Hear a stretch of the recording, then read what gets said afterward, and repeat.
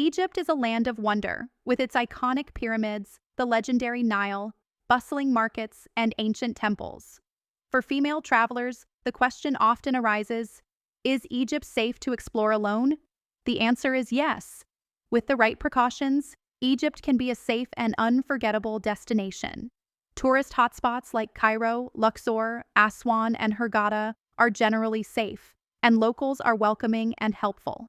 That said, occasional stares or comments can happen, so confidence and politeness go a long way. Dressing modestly, covering shoulders and knees, not only shows respect for local culture, but also helps avoid unwanted attention. Safety is further ensured by using trusted transport like Uber or Careem, avoiding empty streets at night, and opting for guided tours at major attractions such as the Pyramids of Giza or Valley of the Kings. Choosing well-reviewed hotels and staying aware of your surroundings adds an extra layer of security.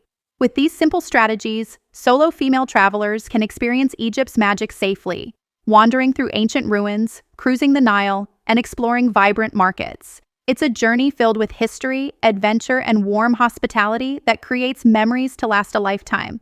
Check the description for a complete eVisa guide before you travel.